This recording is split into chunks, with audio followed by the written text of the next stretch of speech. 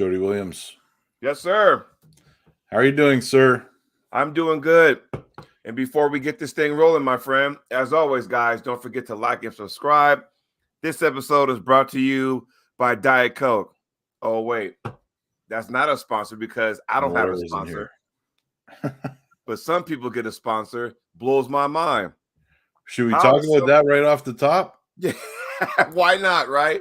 How does somebody, and again, this is nothing, this is not a personal thing against Evan. Oh, hold on. Okay, sorry about that. Now, as I was saying, how do some people get sponsors and others? I'm like scratching, going, man, I wish I could have a sponsor. You know what I mean? Yes.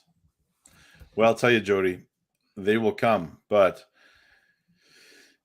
it comes down to, and this is a weird thing to say, eyeballs on the sport short term.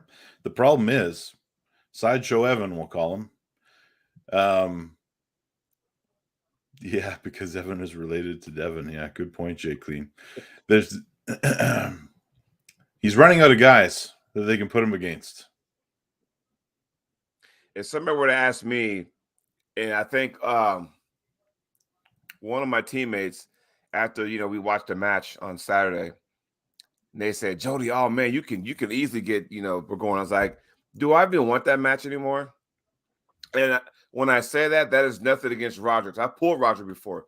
Nothing against him, and Roger's been working hard for this. And maybe, I don't know if Evan took this seriously or not, but Roger did, And did you see Evan did pull a left-handed match? No, I did not see that. I guess one of the super match competitors didn't show up or something happened. So there was a guy who had no opponent. So Evan just happened to step in left-handed. 1-3-0, but it was like, you could totally see the mismatch, right? So that's how that went down. But again, no taking nothing away from Roger. Great job out there, buddy. Evan, I mean, there's guys out there in the sport, Ryan, and we'll hit on this because we'll talk about the next super match where they run into this bad luck.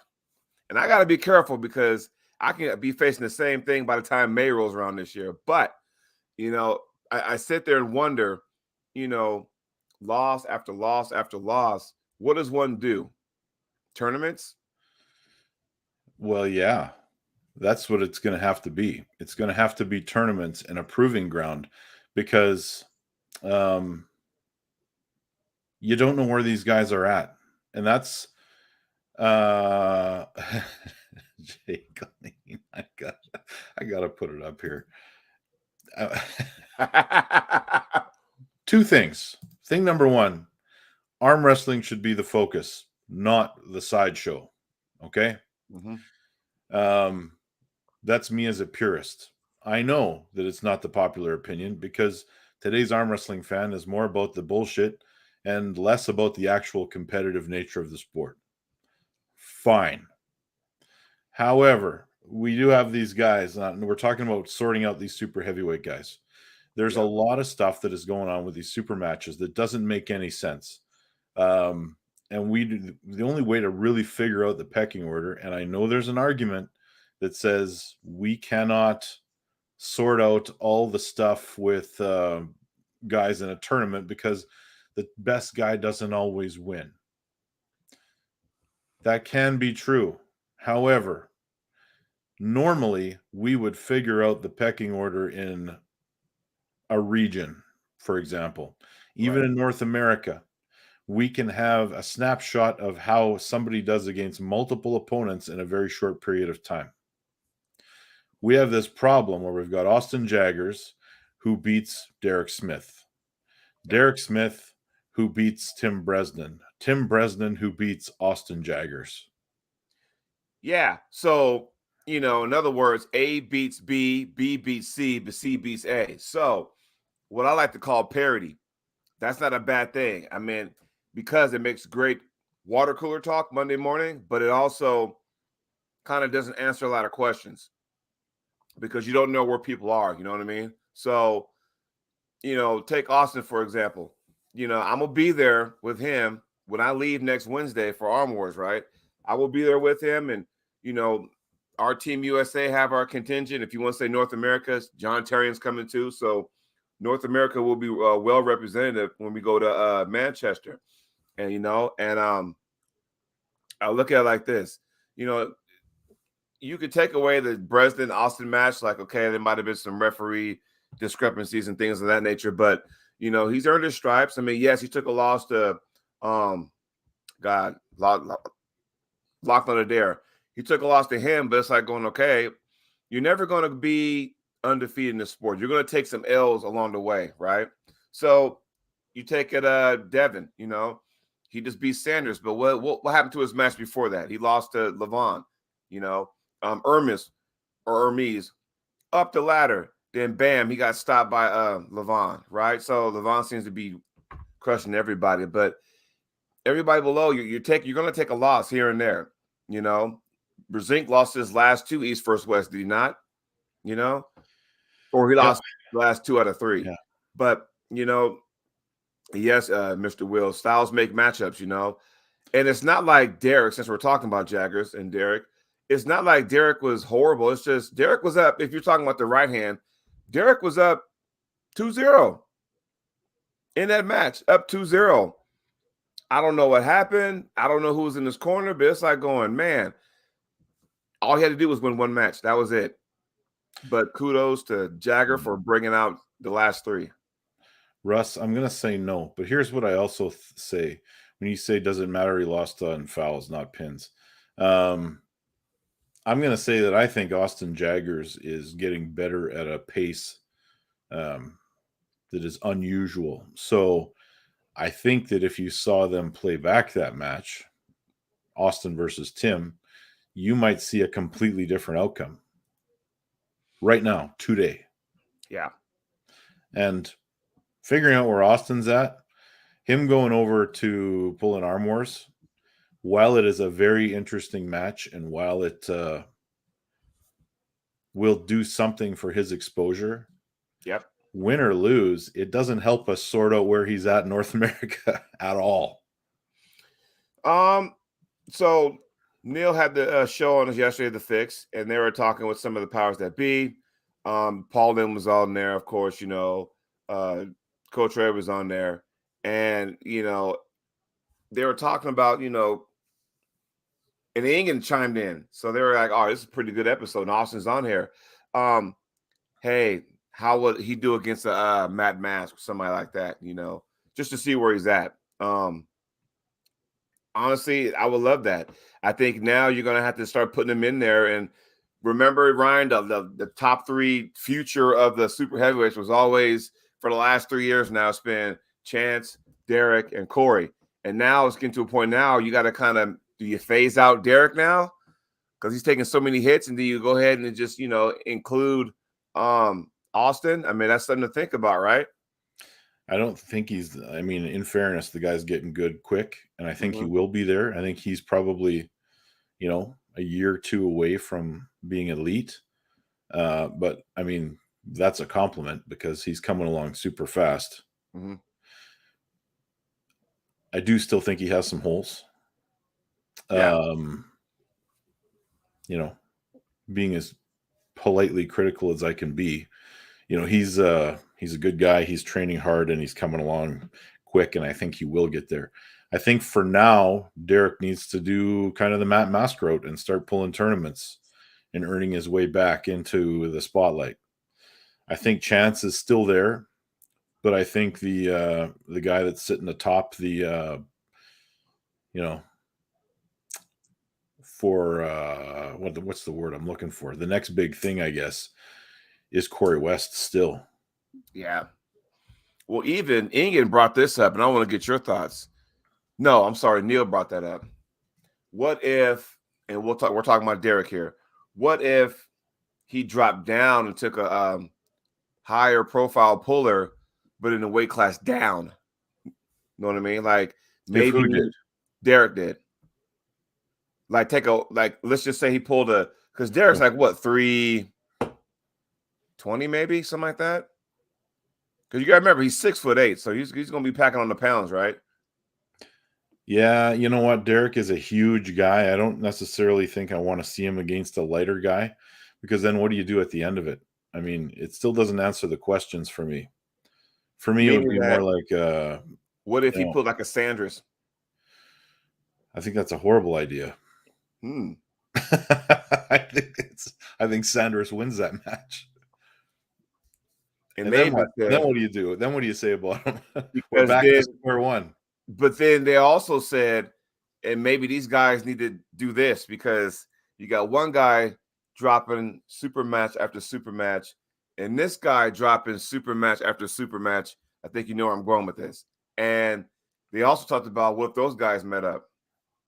Yeah, sort it out. I mean, Derek and Matt two Mask. guys on a skid, put them together. One of them's going to get a win. Somebody has to win, right? Yeah. But still, it is nothing that those guys should hang their hats on. But even, you and I had talked about this, is it, hey, is it tournament stuff now they got to do? What needs to happen? Because once upon a time, these guys were riding high, and all of a sudden now they just like, what happened?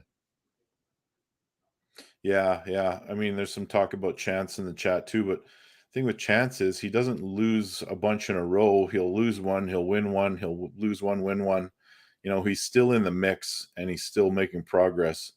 Not that the other guys aren't making progress, but it's not as obvious. I mean, there's been several losses in a row, and it's just time to reevaluate where they're at with competition and make some changes.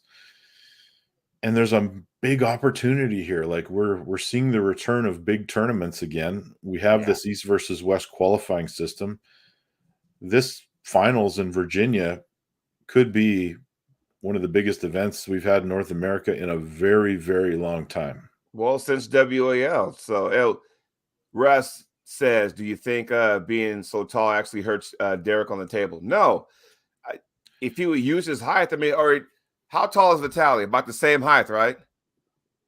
About 6'7", 6'8", something like that, where he has to squat. Think about that. If you're 6'8" and you got this long arm, all you have to do is slide your elbow to the front of the pad, squat and lean back. If you squat and lean back, all of a sudden your wrist does that, right? That's pretty intimidating. Unless Derek can do a low hand top roll, a guy like we'll use Pork Chop for example, would be a nightmare for Derek to pull, because he's going to have his arm extended way down. Right. So the long arm, yeah, it can be a hindrance depending on the opponent. Yeah. I mean, him versus Matt Mask would be very interesting, because they're not going to have a lot of room to work, because they're both extremely tall guys. Stand tall and just press down using all that highs? If that was to happen, Derek wins that match. I don't think Matt has that in his arsenal at super heavyweight level. Right. I think Matt will still try to pronate with Derek, and Matt could run out a pad and Derek's still relatively tight to his arm. Well, something's got to happen. And isn't Matt going to one of the is there an East versus West qualifier in like Toronto coming up? Yes, he's going to that one. Billy Berg is putting on one in 2 weeks. Are you going to ref that one? No, I'm going to pull. Oh, yes. There we go. Yes. And I haven't been telling anybody this stuff. I will be in the 330s when I pull that match. That's 50 pounds lighter than when I pulled Pork Chop in BC. Oh, you guys are in trouble. Tell them, Ryan. They're in trouble. Yeah. So just wait. That's the preview. And once again, everybody, the finals will be on June 3rd in Virginia, by the way, in case anybody wants to know. Now, that's really close to, isn't Michigan State's somewhere around that as well?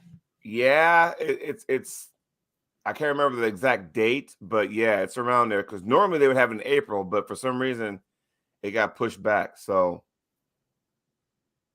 but yeah, I mean, what England's doing, the East versus West qualifiers, I think that was because remember when WAL first came out, it was, hey, regions. Then it was like northern region and southern region and all that kind of good stuff. And that was good. That was awesome because then you got to see the best of the best. And we're kind of going, okay, when you get all that kind of talent there is room for one upset, maybe two or something like that. So that was pretty cool. Now they're having, based out of every region, but I think it seems like there's one East versus West like every 2 or 3 weeks now. So, Scott, what was my weight at Nationals? 385. Yeah. And he's been working hard. And we don't want no Levons up there. And again, the talk of Levon, he needs to lose weight. I think Dennis might have mentioned something like that. But I understand you're not jogging. I get that. You're not jogging. But at the same time, you got to go, well, listen, 415 pounds is 415 pounds no matter how you slice it, Yeah. I mean, that's a lot of man to move around. And let's face it, man, the motor doesn't change. Like the heart and lungs stay the same. Yeah. All you can do is control the size of the car. Exactly. Sweden, Arm Wrestling Television. Jody, are you ready for Arm Wars? Funny you mention that because oh my God. Let me take a sip of this first. Of my Diet Coke before I answer that. Hold on. You answer that question. I'll answer this other question. Okay. Somebody asked if I've ever been to the Arctic Circle. I have. Like the restaurant? No, I think like literally above the Arctic Circle. Oh. Yeah. Arm Wars. I am about, ever since Uncle John was not made it public that he will not be there, that left me with no opponent. So do you know yet? I have a half of a fraction percent of who it might be. And I'm just throwing out everything. So let's make this fun out there. People in the chat, because I don't know yet. I have a hunch, but I don't know yet. Let's make a game. While Ron and I continue this show, start putting stuff up there. Who do you think my opponent is at Arm Wars? And well, you're flying all the way over there, and you don't know who it is. I have a guess. As of 9/17 Pacific Standard Time, March 13th, I do not know. I have a guess. Oh, I have a guess, but you want to hear it? Way out in left field. I think you're going to show up there and you're going to pull none other than the world champion himself, Mr. Neil Pickup. Wouldn't that be awesome? Yes. And I've been like having these nightmares, right? Of who I'm pulling. Like, oh, is it Ryan Bowen? Oh, shit. Is it Larry Wheels or, is it something? I'm thinking. Larry Wheels was my second guess. Yeah. Look at Clark Stoika, so I'm thinking, okay. And I'm like going, yeah, but you just don't know, right? And I'm the only North American who does not know their opponent. So, and I'm sure I will hear something by week's end. I would hope so, right? You might be one of the you are in a very unique group of people that will fly somewhere for an arm wrestling match without knowing who they're pulling. Yeah. Because let's be real. So ever since John pulled himself out, he couldn't make it, right? Prior to that, I was training for John. I was watching video, doing the pros and cons, the plus and minuses about, I got more power than John, but he has a bigger hand than me and probably has better hand control more than me. And then all that got pulled off the table, right? And then all of a sudden it's like, okay, now who's my opponent? I don't know. And Neil said, hey, don't worry, mate. We have a plan B for you. I'm thinking, sweet. Who? Didn't say nothing. Huh. Okay. If you guys are on the Arm Wars members, James Statham got up there and read some things off. We got some people coming to our, the Iron House, and my name came up, and all of a sudden, if you guys go back and watch, if you're Arm Wars member, if you watch that clip, James kind of giggled, kind of went, huh, yeah, we got plans for Mr. Chocolate Thunder. And I'm thinking, what the hell does that mean? So I'm thinking, let's say Vovoda. Oh, God. Can you imagine that? So again, and someone said Levon. So yeah, I'm going there not knowing my opponent. At least Austin Jaggers knows who he's pulling. Austin's like, hey, I'm pulling Mendaugas left and right. At least he knows that. Mika out of California, my man. At least he knows who he's pulling. So I'm like going, okay, he's pulling what, James Wall, and he's pulling Kieran Thompson. So it's like, again, they know who they're pulling. I'm sitting there like going, have no idea. It could be Ryan Espey. I don't know. Who knows? You never know. Somebody said Maynard Ninjas. I don't know. So anyway, it's going to be I got to be ready. My antennas are up. You never know. I don't know. Could be Larry Wheels. I'm saying. Oh, can you imagine that? This wide body comes out of here. Oh Lord. So yeah, I'm going to be losing my mind, and maybe it's a psych job, because what sucks about this, Ryan, is the fact that whoever it is knows they're pulling me, and they getting the lowdown. I have no idea who I'm preparing for. So yeah. Somebody, Dan, saying that's why I'm cutting. So I'm going to get down to 300 pounds to arm wrestle Jody. There you go. Jay Clean says it's Paul Maiden. Oh, can you imagine? Right out of retirement. There you go. Casey Allen, don't worry, my friend. You and I we'll run it. We'll run it. So Stronghold, sir. Yeah, let's talk about Stronghold. I want to go back to this the super heavyweight thing, and yeah, we can talk about that a little bit more. But the Stronghold thing, that is Frazier and Denise, and there's one other partner, forgive me, in that league. Yeah, but it's a league that has been around for a long time, but under new management and ownership. So this will be the first event that they've put on under that. Okay. It's in Calgary. It's coming up on Saturday. You can find them on Facebook, Stronghold Arm Wrestling League. Yeah, they got good prizes, good cash. They have a super match to kick it off, and yours truly will be coming out to referee. Now, aren't you the current title holder in that? I am. So basically, you're like royalty right now. You get to come out, shaking hands, kissing babies, reffing, but you're not putting your title on the line, correct? It is not. So all these matches are to establish the next title challengers. We're going to get back to the actual match, guys. I don't think we broke that down enough, but yeah, I'm the title holder, but none of these guys or none of these matches in the tournament are for the belts. Okay. Basically, this is to establish the number one contender. So if you win your class, you have the ability to challenge for the belt. And then as these events move forward, there will be a mixture of super matches and tournaments that happen throughout the year. Will this be live feed, or do you know? I do not know if there's a live feed happening. I assume there will be in some form. Maybe it'll even be on this channel. We'll see. Although they do have a YouTube channel, and they could just do a Facebook Live right on their page.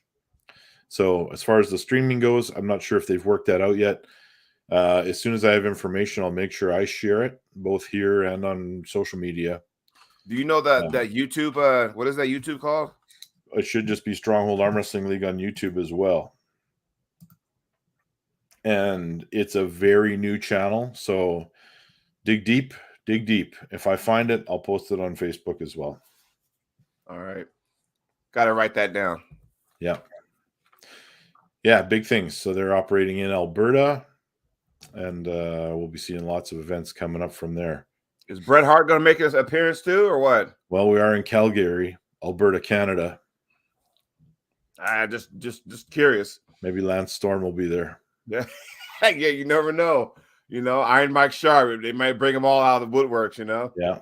So, who knows?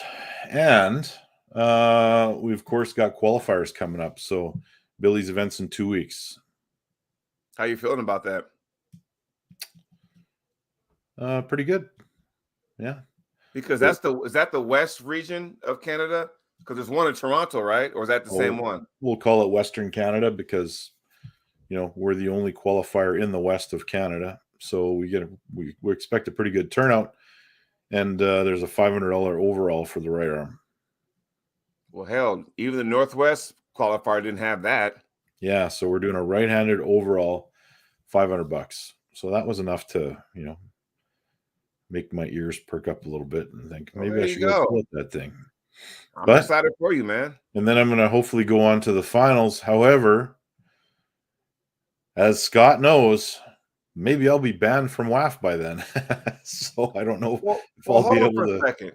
If the wall, I'm sorry. If the East versus West finals are on June, when is the Canadian Nationals? July, but it doesn't really matter.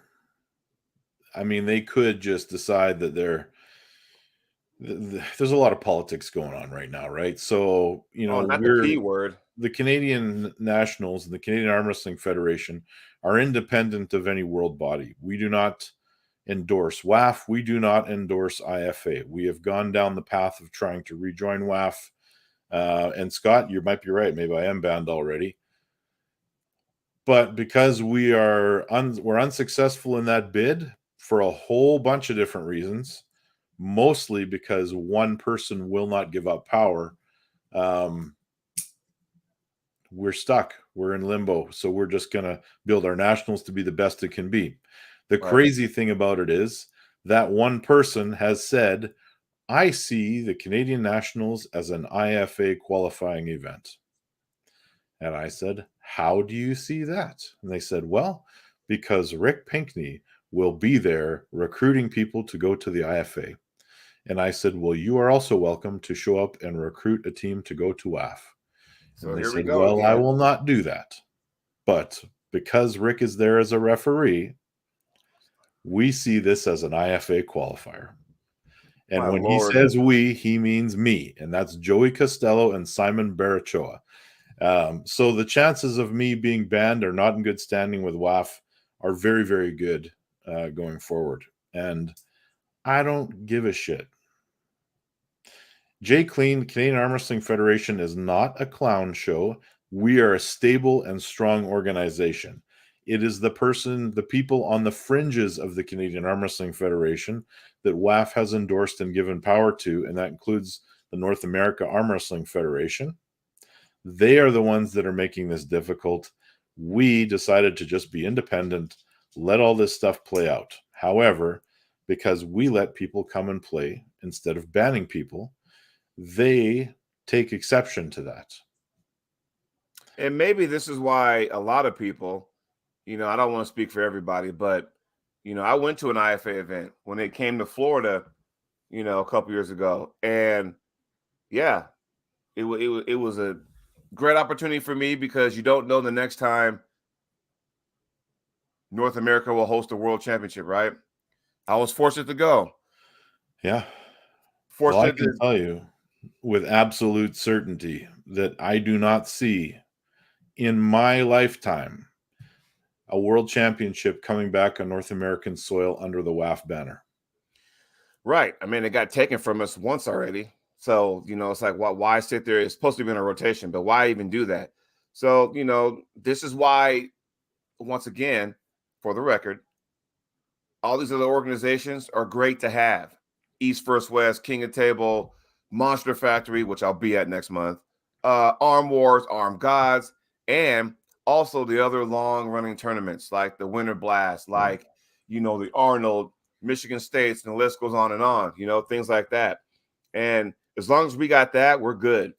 I know there's some people who want to do good things on the international world level, but it's too much politics going on. I mean, hell, I remember everybody knew come November, what was November in arm wrestling back in the day? Hey, that was Nemiroff, right? We all knew it was go time, and now Nemiroff is a thing in the past, right? So yeah, here's a question that I need to answer. So this fella says, so why can U.S. pullers do both? It's a 100% up to those two gentlemen that I named on who gets banned and who doesn't. That's as simple as it gets. So if I piss off somebody in Canada, a certain individual, I could end up on the list. If I do what they want, I stay off the list. I'm not interested in doing what they want.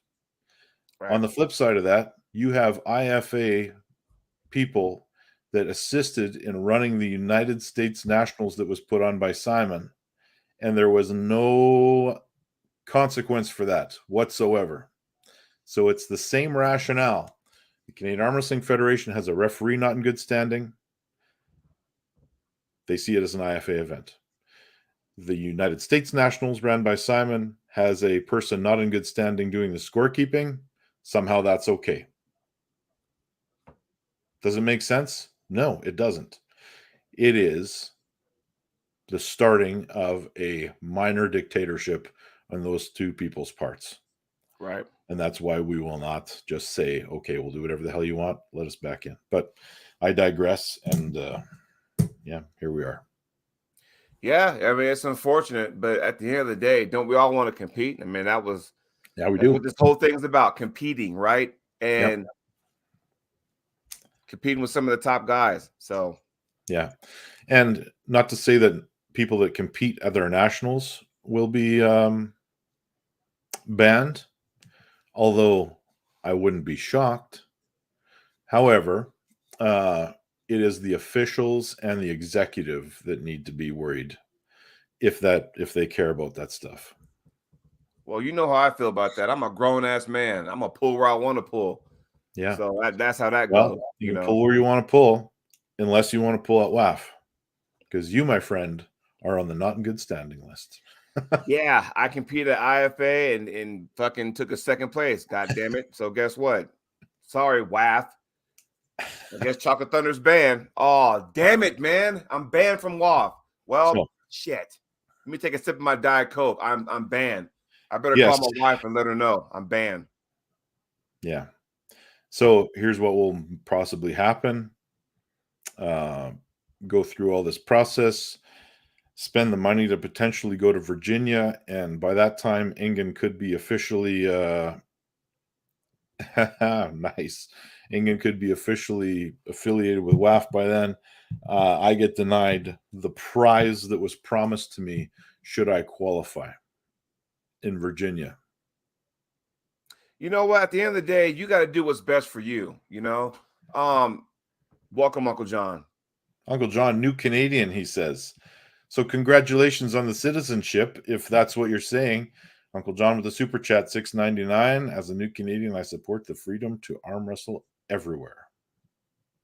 And this is the thing. He's absolutely right, because we, as competitors, all we do is bust our ass training, putting our body through that, and then to sit there and have some organization tell you, no, you can't do that.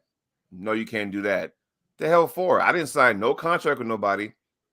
I ain't signed nothing. Right? So how you gonna tell me? And once again, I keep beating the dead horse. You know, how is somebody gonna tell me where I can and can't compete? How is somebody gonna tell me who I cannot, represent my country? I don't think so. Yeah. So if they were to ban me, if I do make it on that non-good standing list, just put it for life, guys, because I don't give a shit. And, I won't come back. You can promise me the world, the 30 guys that showed up to the North Americans and it was an easier time than the national championships. Sorry, but it's a fact. Mm-hmm. It's not like you can say the best competition is at WAF worldwide or pardon me, in North America. You can't. You can say that the WAF championships is arguably still the hardest tournament in the world to win, but all the sidebar stuff is not necessarily, you can't really paint it with that same brush. Canadian Nationals is still the only national championships in Canada, and it's a very hard tournament to win. It is. Well, not only that, but the one thing I like about you guys that the U.S. doesn't have, in case anybody didn't know from the U.S., you guys as nationals is triple elimination, as opposed to we're still double elimination. Yeah. So if you walk out with a Canadian national, you very well earned it, because you could be facing a tough opponent 3 times before you can actually walk away with the gold. So There's that. I have seen guys come off the C side to win that tournament. Wow, shit. Yeah. It's incredible, and it is a long day of arm wrestling.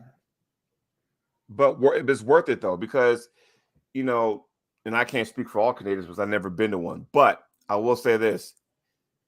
I would imagine, especially coming from the seaside to win, right? I would imagine that the Canadian Nationals still is one of the tougher things to win in that country. It used to be the Mike Gould was the thing, and then that kind of, faded away. And now, Canadian Nationals are still there. So anytime you have a triple elimination tournament, which I want to do one of these days just to see, where I'm at, I think that's worthy. It's something to talk about, I personally, it's complicated and it's a long day. So, you know how you go through the A side and you're alone on the A side and you think you can sit down and relax? Not in triple elimination. Yeah. You go till there's 2 guys left and you could be pulling off against the B side guy. If they beat you, then you could be pulling again before you sit down. Yeah, once you whittle things down to the yeah. 26 elimination. Yeah. So did we ever officially break down the Jaggers Derek match? We didn't actually officially break that one down, but we talked about everything else on our agenda. Ooh, the Brazilian Cup is now triple elimination now? Oh, wow. Okay. Maybe it's a value for money thing because you always get an opportunity to arm wrestle a little bit more instead of just showing up and going 2 and out, potentially. Ryan, do you understand the talent that's in Utah right now? It's the good arm wrestlers from Utah. Oh, my Lord. And I know a lot of them don't travel. No, I'm being for real. A lot of them don't travel. There are some guys there that just stay in Utah because I ought to do it for fun that will kick the shit out of a lot of people that travel all over the place. I don't know what the hell goes on, what kind of snow they got and melted into, water and they bottle it. I don't know what the hell goes on over there, but there are some studs over there. And I'm like, wow, So, yeah, people need to understand that. I think that's probably the most underrated state. I know people think of, Cody Merritt and Jordan Seal, but then you can break out, Bob Brown, Casey Allen's in the chat. You can go, list goes on and on, Eric Holiday, Justin Green.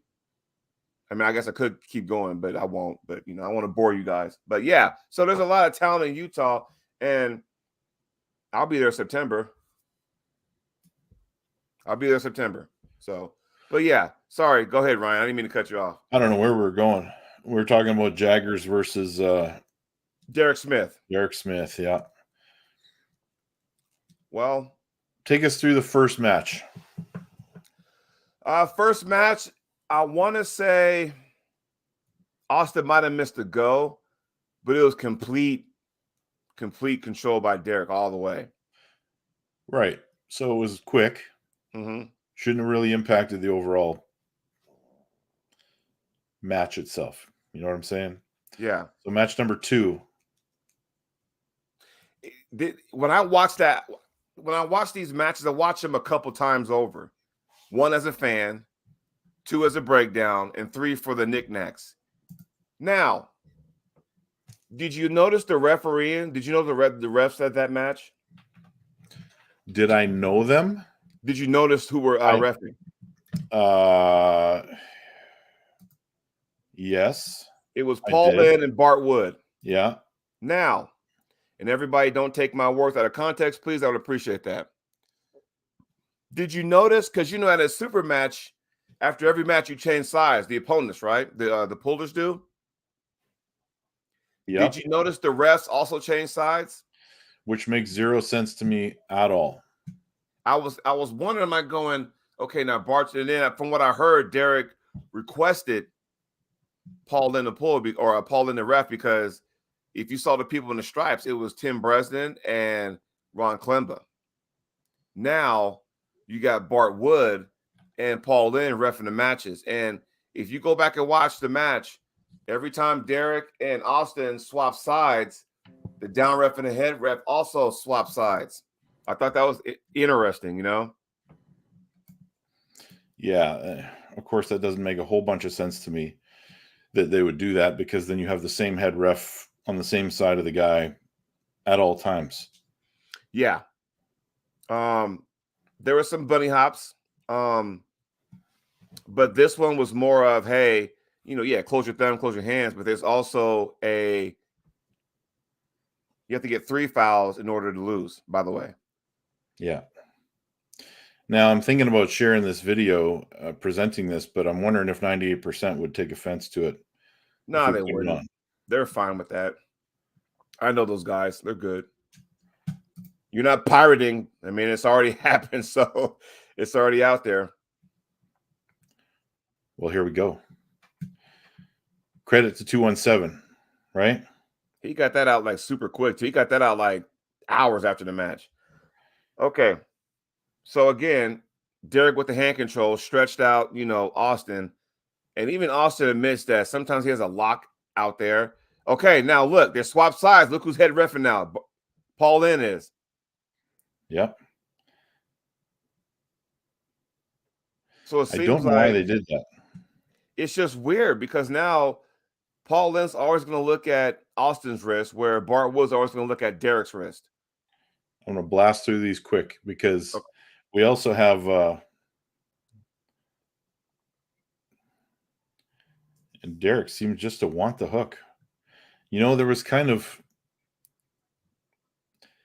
a path established. If you studied, this might be a case of Derek not studying his opponent, because even I knew that he has a sticky spot when I went to pull him. And I knew that when I didn't pull through it in match number 1, that I had to adjust and do something else. Yeah. So here we got match number 3. Maybe if it ain't broke, if it's not broke, you don't fix it, right? Yeah, but the way he's pulling him down like that, it's just a not very efficient position to be in. And he keeps trying to go for the same thing. And if you know how Jaggers pulls, I don't know what the problem is here, but Derek's definitely moving before the go. Yes, he tried to get the cup before, it seems like. An interesting WAL start. So now Derek's extending himself a little bit, and Austin's got that spot. Yeah, I know exactly what that spot is.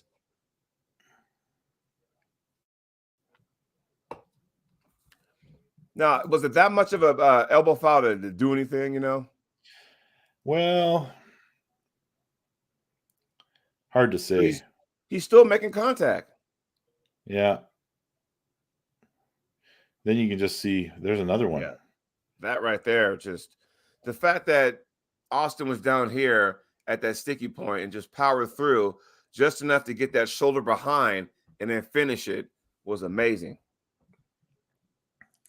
And then Derek thinks it almost looks like he knows he's finished here.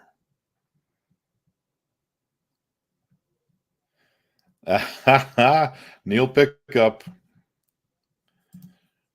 I'm in, Neil. I'm in. There you go. There you go. If Derek pulls me like that, he's going to be in trouble, man.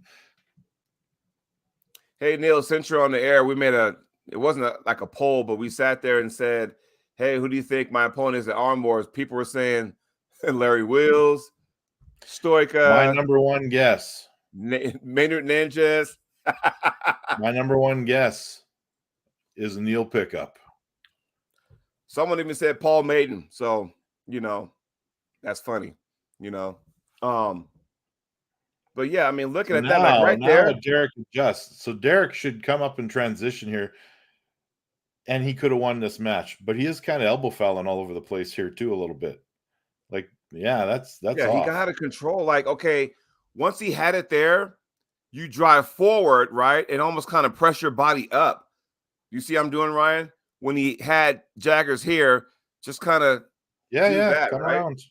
That's all you got to do, because he's already open, and he has a sticking point. But if you don't rotate your body and press down that, then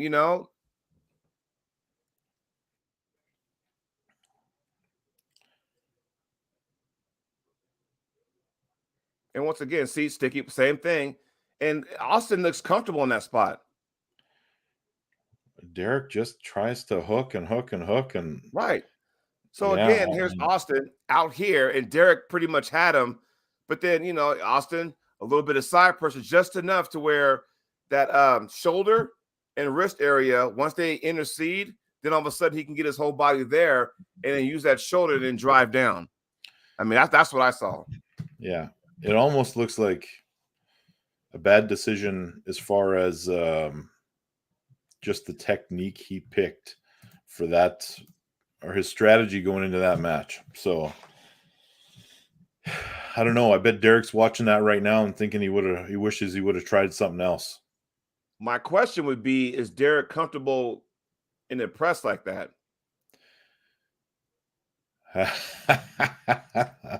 Oh, Neil. Okay, here it is. Ah. Yeah. And a winky face at the end. What's going on? Oh. That's funny. I don't know. I don't know if Derek's sort of comfortable in a press like that, but what was that last match we saw where it was exactly that scenario where the guy should have come up and pressed. It was at East versus West. Was it John? It might have been. Yeah. Versus Rackley? Talking about that match? Yeah, maybe. Yeah. Because again, I mean, Austin was out here, and when he was done, he was here. Yeah. So for Austin to be here, he's almost kind of like waiting for Derek to exhale, whatever, and then a side drive. But when he's doing that, he's also watching that relationship, how that shoulder and that wrist intercedes. And then once you get to that point, then he plants that elbow, and something like he presses his body up like this. Now he can finish that because now he's on the positive side. He can finish that. Where Derek was actually on it at one point, but I don't know if he's comfortable pressing like that, Agree. But the thing is, though, you go back to the first two matches where Derek looked dominant. Austin kind of, and the thing about this was super matches, right?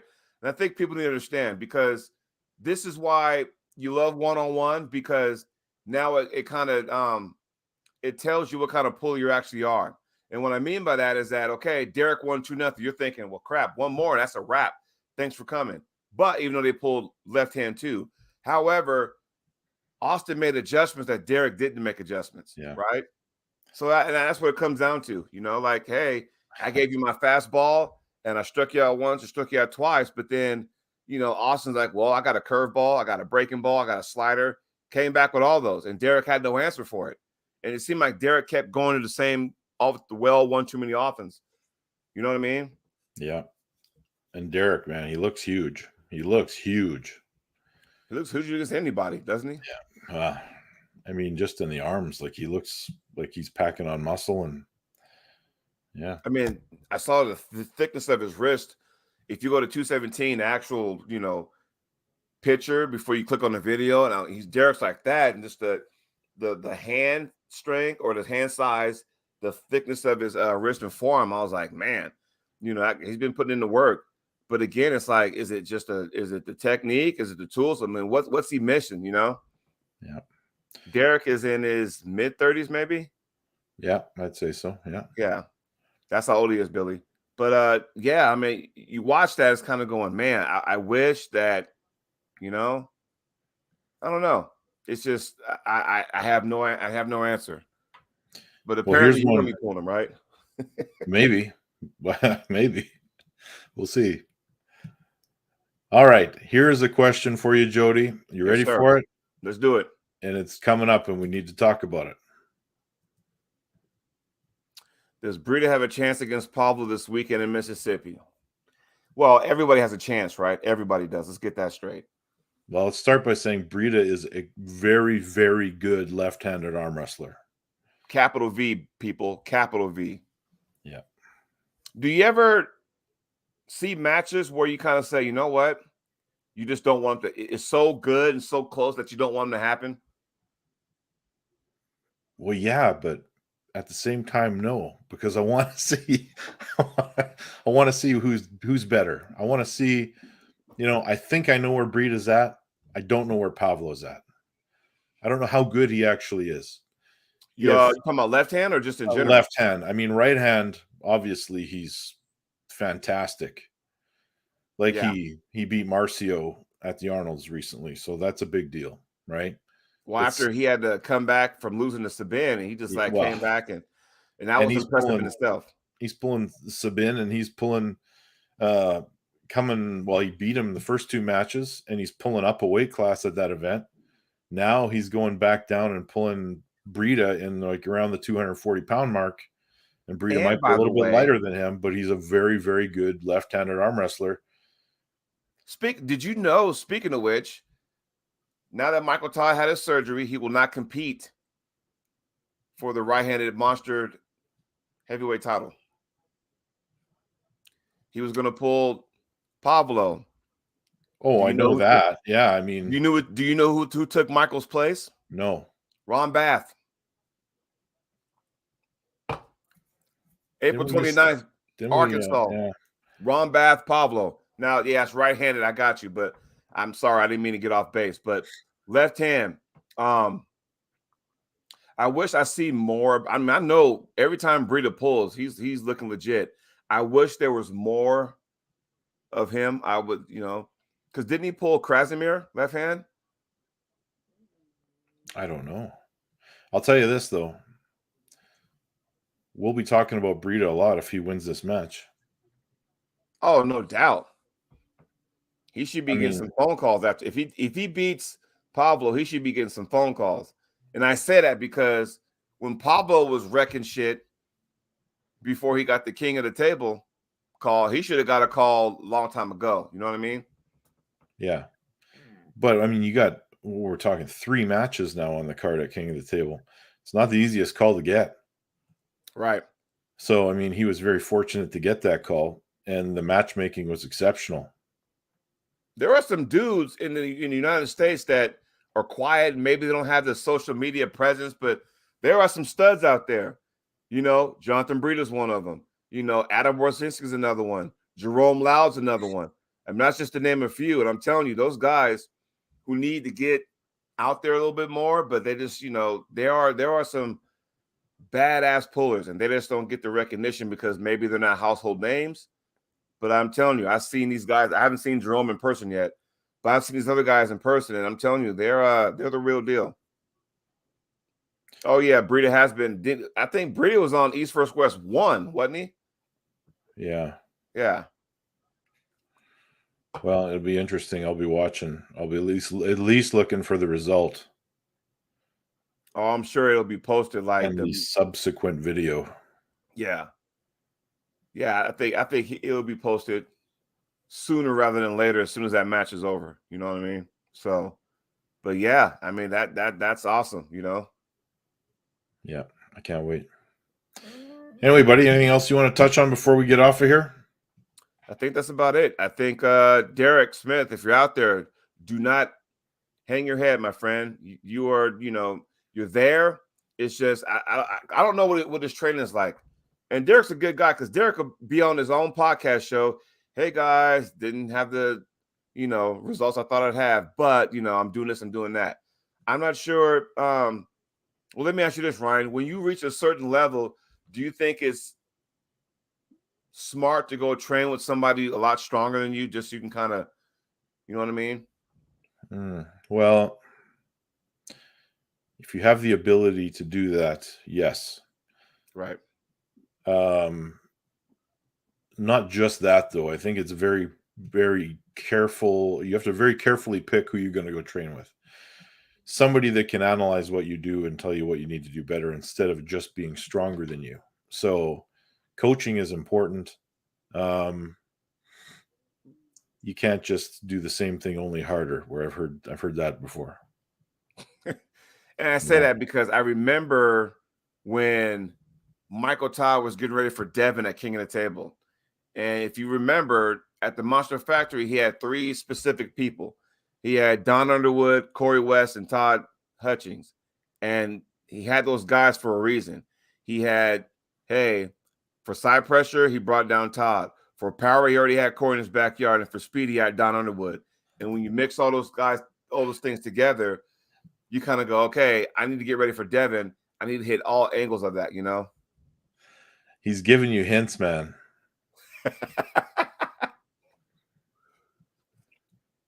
We're going to find out. We're going to find out. There was a guy, I'm terrible with names, but I remember if you go back and watch some of the Arm Wars matches, his nickname was the Vampire, I think. Go look. He might be Riddle. talking about, yeah, I don't know. But you know what I'm saying, though? Like, you know, I wonder if Derek can go, okay, because if you're the king of California, right hand, I mean, you're like the top. You're the top. So it's kind of like, you know what I mean? Does that make sense? Yeah, but he has access to a lot of people. So, I mean. Right. But I mean, I'm just being for real. It's like, okay, if that's the case, then you got to, you know, you have to know. You know what I mean? Yeah.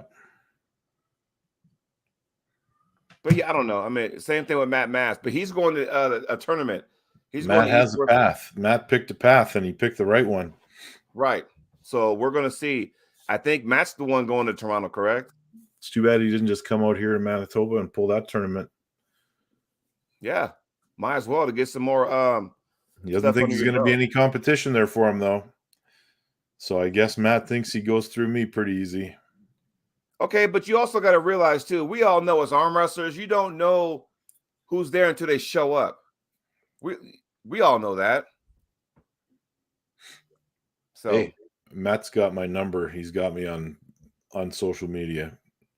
He texts me anytime he wants. Say, hey, are you going to this event? And I'd say yes. Come on out. Let's pull the tournament.